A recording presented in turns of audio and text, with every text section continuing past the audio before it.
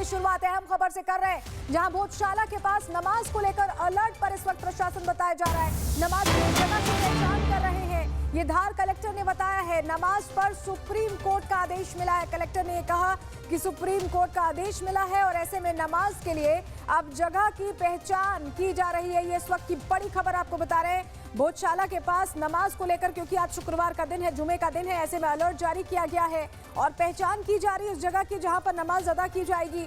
Supreme court के आदेश के बाद ये पहचान करने की बात कलेक्टर ने कही है। तो हम इम्प्लीमेंटेशन कराने के लिए जो भी यथोचित समय है उसमें हम उसका इम्प्लीमेंटेशन करा के जो है माननीय न्यायालय के निर्णय का पालन करेंगे। जगह कुछ सुनिश्चित कर पाए? अभी कर रहे हैं। हमारी ये जो टीम है वो टीम उसमें इस संदर्भ में कार्य कर रही है और वो निश्चित ही कोई जो न्यायालय के संदर्भ में जो उपयुक्त स्थान होगा उसकी जानकारी हम देंगे और उसके हिसाब से आगे कार्रवाई हम करेंगे। हर कलेक्टर थे, इनका साफ तौर पर कहना है कि चूंकि ऑर्डर है उसका अध्ययन किया जा रहा है और इसको अध्ययन करने के बाद जगह सुनिश्चित होगी और सुप्रीम कोर्ट की मंशा अनुसार जो व्यवस्था देनी है वो दी जाएंगी। कैमरामैन संजय अंकिल के साथ Satyavijay Singh, Republic media network, Bhojshala. और इसी से जुड़ी एक और बड़ी जानकारी आपको दे दें। नमाज को लेकर हिंदू संगठनों की मांग सामने आ गई है। मंदिर परिसर से 300 मीटर दूर हो नमाज। 300 मीटर दूर नमाज पर आपत्ति नहीं है। हिंदू संगठनों ने यह साफ कर दिया है कि मंदिर परिसर से 300 मीटर की दूरी पर नमाज हो तो उन्हें कोई आपत्ति नहीं है। ये इस वक्त की बड़ी जानकारी। देखिए, इस आदेश में स्पष्ट है कि बसंत पंचमी का जो आदेश हुआ था वो भोजशाला परिसर में अन्य स्थान पर, दोनों का निकात अलग अलग, मतलब परिसर के निकट है ना। अब परिसर के निकट के अन्य स्थान पर मतलब परिसर नहीं, तो वही 100 मीटर के बाहर या 300 मीटर का जो परिसर है उस परिसर के बाहर कहीं भी नमाज हो तो उसका आदेश का पालन है। मतलब दोनों आदेश है। जो बसंत पंचमी को जो आदेश दिया था हाईकोर्ट ने, वो ये कहा था परिसर में ही नमाज पढ़ाई जाए, दोनों के रास्ते अलग अलग हो, तो पास में पढ़ाई थी निकट। अब परिसर के निकट अन्य स्थान मतलब खुला स्थान हो जहाँ पर इनकी व्यवस्था की जाए तो ठीक है, न्यायपालिका के आदेश का हम सम्मान करते हैं, लेकिन परिसर 300 मीटर का उसके बाहर कहीं भी इनकी व्यवस्था क्या है, शासन का स्वागत है।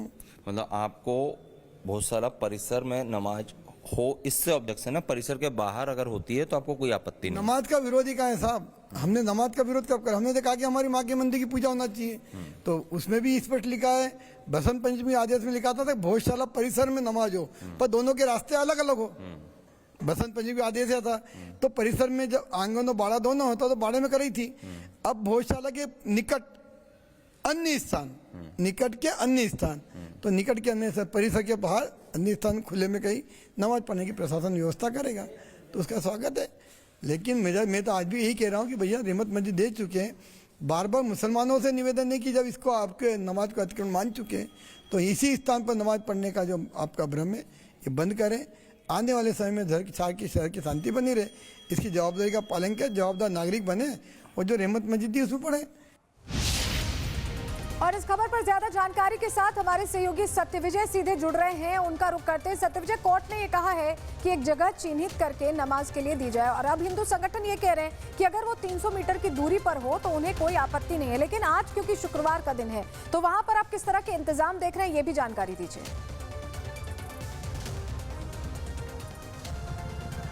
बिल्कुल, देखिए सुप्रीम कोर्ट का जो आदेश है वो आज ही यानी कि शुक्रवार के दिन ही कुछ समय पहले आया है और चूंकि जो सस्पेंस था वो खत्म हो चुका है क्योंकि सुबह 10 बजे तक ये ऑर्डर की कॉपी प्रशासन तक और पक्षकारों तक नहीं पहुंची थी, इसलिए सस्पेंस बना हुआ था कि नमाज होगी या नहीं होगी।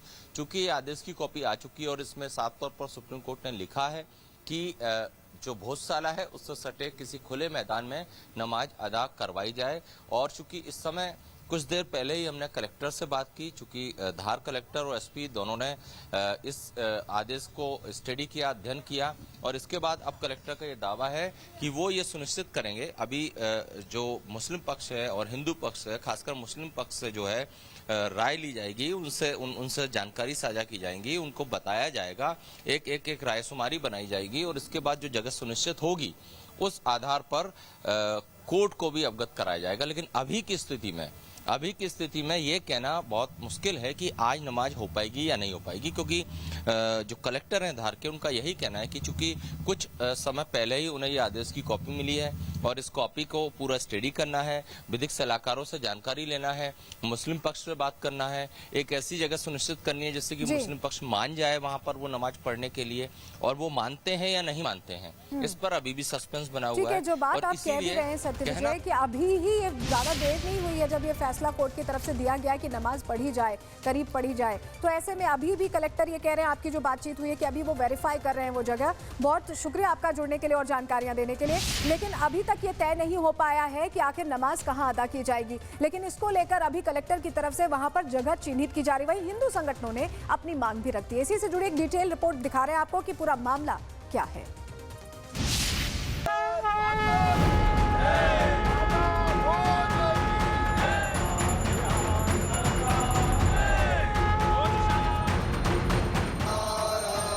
धार में घंटियां बज रही हैं।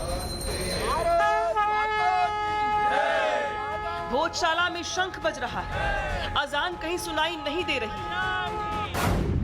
भोजशाला पर मुस्लिम पक्ष को हाई कोर्ट से झटका लगा, सुप्रीम कोर्ट से झटका लगा और अब जिला प्रशासन से भी झटका लगने की उम्मीद है। दरअसल आज धार की भोजशाला में सुप्रीम कोर्ट के आदेश पर जुमे की नमाज होने वाली है।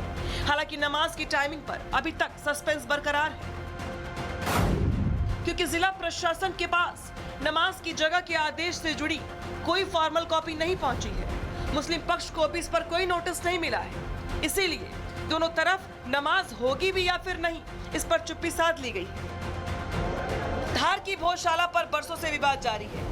भोजशाला के इतिहास से जुड़ी कई लड़ाइयां सांप्रदायिक हिंसा के दौर से भी गुजरी। पिछले हजारों सालों से धार के भोजशाला में हिंदू और मुस्लिम पक्ष के बीच जमीन पर दावे को लेकर विवाद छिड़ा हुआ है। हाई कोर्ट ने 15 मई को हुई सुनवाई में इस जमीन पर हिंदुओं के एकाधिकार की बात कही थी। हिंदू पक्ष इस परिसर को मां सरस्वती का प्राचीन मंदिर और सांस्कृतिक अध्ययन केंद्र मानता है।